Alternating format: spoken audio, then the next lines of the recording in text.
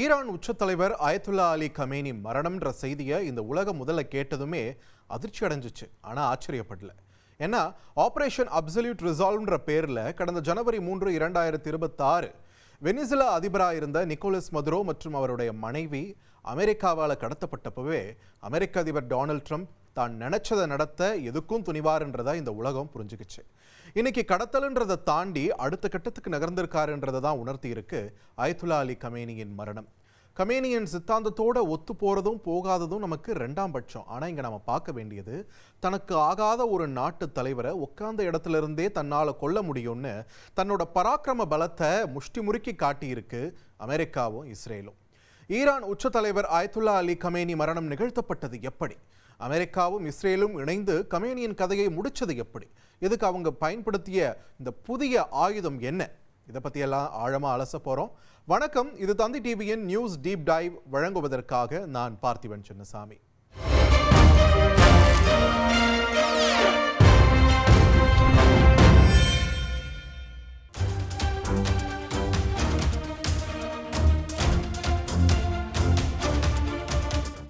ஈரானில் இஸ்லாமிய புரட்சி வெடிக்க ஜனவரி 16, 1979 அன்று மருத்துவ காரணம் சிகிச்சை பெறணும் அப்படின்னு சொல்லி குடும்பத்தோட நாட்டை விட்டு வெளியேறினார் அப்போதைய ஈரானின் ஷாவா இருந்த முகமது ரெசா பஹல்வி.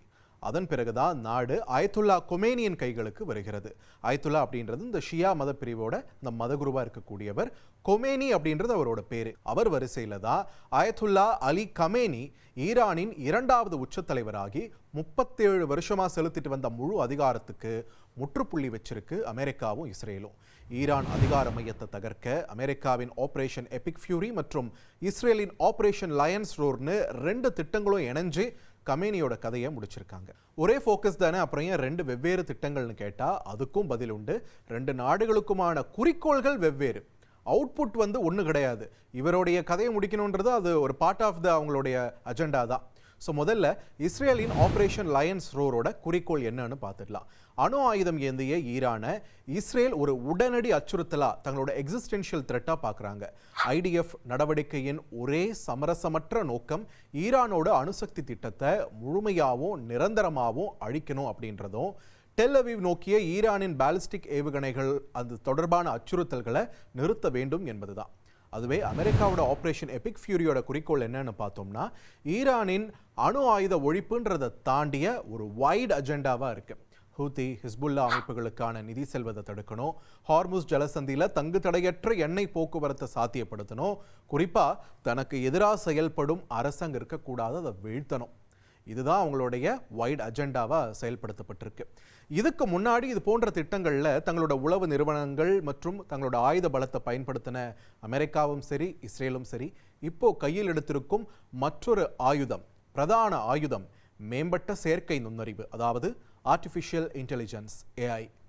கமேனி மரணத்தை பொறுத்த வரைக்கும் அமெரிக்காவோட உளவு நிறுவனமான CIA, அதாவது சென்ட்ரல் இன்டெலிஜென்ஸ் ஏஜென்சி, மற்றும் இஸ்ரேலின் உளவு அமைப்பான மொசாட், இந்த ரெண்டுமே சரி கமேனியை கண்காணிக்கிறது தொடங்கி அவர்களோட கதையை முடிக்கிற வரைக்குமே பக்காவாக ஸ்கெட்ச் போட்டிருக்காங்க. இதில் AI வெறும் சைடு கேரக்டர் கிடையாதுங்க, மெயின் கேரக்டரே AI தான்றது தான் இங்கே ஹெட்லைன். போன வாரம் இதே டீப் டைவ் தொகுப்பில் கிளாட் AIன்னு ஒரு AI பற்றி சொல்லியிருந்த ஞாபகம் இருக்குங்களா?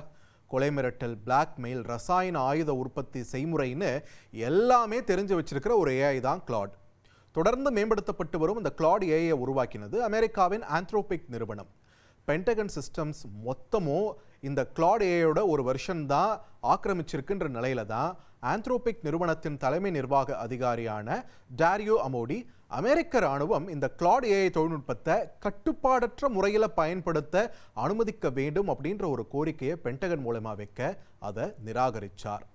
பேரழிவுக்கு வழிவகுக்கும் அபாயம் உள்ளதுதான் இதற்கான காரணம் என்பது AI வல்லுநர்களுடைய எச்சரிக்கை. இதனால கோபமடைஞ்ச அதிபர் டொனால்ட் ட்ரம்ப் ஆந்த்ரோபிக்கோட AI பயன்பாட்டை உடனடியாக எல்லா ஃபெடரல் ஏஜென்சிஸ்லையும் நிறுத்திடுங்க அப்படின்னு உத்தரவிட்டார். எல்லா ஆர்டரையும் கேன்சல் பண்ணுங்கன்னு சொல்லிட்டாரு.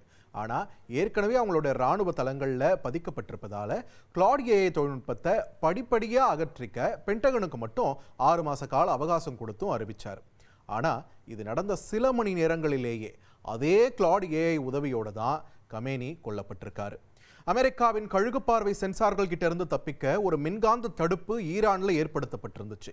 டெரஸ்ட்ரியல் இன்டர்நெட்டா இருக்கட்டும், மொபைல் இணைப்புகளா இருக்கட்டும், இது எல்லாமே கமேனி அவர்களை சுத்தி நாட் அலவுட் ஈரான்ல. இதுக்காக ரஷ்யா கிட்ட இருந்து கலிங்கா ஜாமிங் நெட்வொர்க் அப்படின்ற ஒரு அமைப்பை அவங்க பயன்படுத்திட்டு இருந்தாங்க. ஆனா ஸ்பேஸ் எக்ஸ் நிறுவனத்தோட ஸ்டார் ஷீல்டு அமைப்பின், ஸ்டார்லிங்க் இல்லைங்க, ஸ்டார் ஷீல்டு, இதுல ஒரு டிஃபரன்ஸ் இருக்கு. இந்த ஸ்டார் ஷீல்டு அமைப்பின் 480 செயற்கைக்கோள்கள் கொண்ட ஒரு அமைப்பு கை கொடுத்திருக்கு அமெரிக்காவுக்கு. லேசர் இன்டர் சேட்டலைட் இணைப்பு மூலமா ரஷ்யாவின் கலிங்கா ஜாமிங் அமைப்பை மீறி ஈரானுடைய தரவுகளை சேமிச்சு அமெரிக்காவின் சென்ட்காம், இந்த சென்ட்ரல் கமாண்ட் பாதுகாப்பு கட்டமைப்புக்கு அனுப்பியிருக்கு. இப்படியே மாச கணக்கில் கமேனியை கண்காணிச்சு அவர் எங்கெங்கெல்லாம் போறாரு, யாரையெல்லாம் பார்க்குறாரு, அவர் எந்தெந்த பயண தடங்களை யூஸ் பண்றாருன்னு எல்லாத்துக்குமே ஒரு பேட்டர்ன் கண்டறியப்பட்டு அந்த தரவுகளை கிளாட் ஏஐ மூலமா அனலைஸ் பண்ணியிருக்காங்க.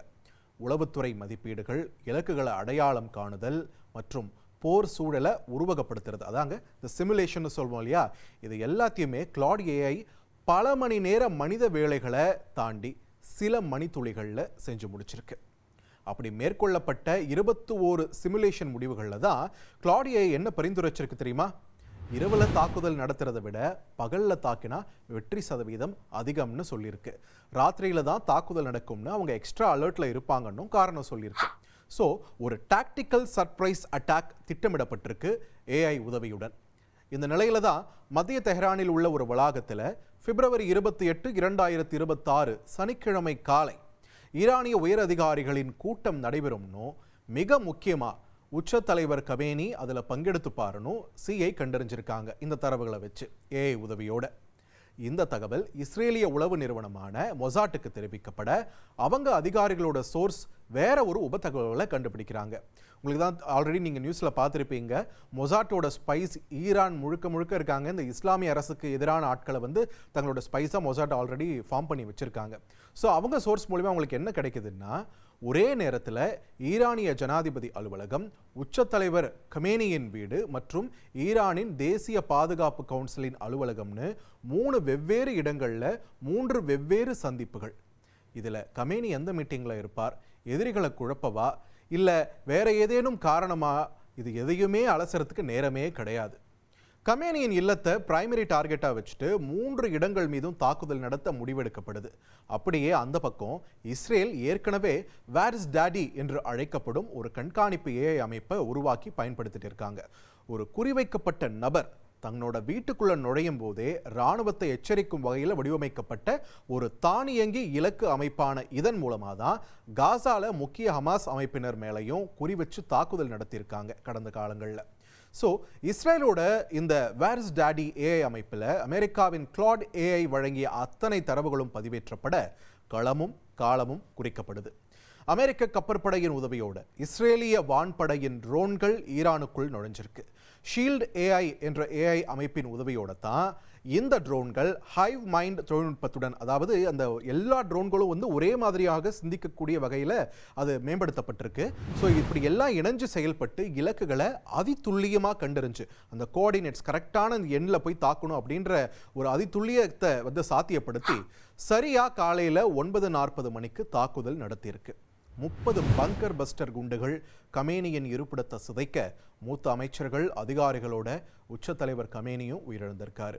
அவர் மட்டும் இல்லை, அவருடைய மகள், மருமகன், பேரக்குழந்தை மற்றும் மருமகளும் அமெரிக்கா மற்றும் இஸ்ரேலின் இந்த தாக்குதலில் கொல்லப்பட்டிருக்காங்க. கமேனியின் வீடு கொலைக்களமாக மாறியிருக்கு. கமேனியின் மரணம் ஒருபுறம் கண்ணீர், மறுபுறம் கொண்டாட்டம்னு கலவையான ரியாக்ஷன்ஸ் ஏற்படுத்தியிருக்கிறத நம்மளால் பார்க்க முடியுது. இன்னொரு பக்கம் கோபம் கொந்தளிக்க பழிக்கு பழி வாங்குவோம் அப்படின்ற முழக்கம் வலுவாகி இருப்பதையும் நம்மளால் பார்க்க முடியுது. கமேனியோட மகன், மனைவியை இந்த தாக்குதலுக்கு பலி கொடுத்த மொஜ்தாபா கமேனி தான் ஈரானின் அடுத்த உச்ச தலைவர்னு இப்பவே சொல்ல ஆரம்பிச்சிருக்காங்க. இது ஒளிபரப்பாகும் போது அதுக்கான விடையும் நமக்கு கிடைச்சிருக்க வாய்ப்பு இருக்கு. பட் ஒரு விதமான மயான அமைதி இதில் சம்பந்தப்படாதவங்க மத்தியிலையும் இப்போ ஏற்பட்டிருக்கு. காரணம், எதிரிகளுக்கு எதிராக ஆளில்லா ட்ரோன்கள் பயன்பாடு அப்படின்றத தாண்டி இப்போ ஏஐ முழுசா உள்ள வந்திருக்கு அப்படின்ற ஒரு பதற்றம்.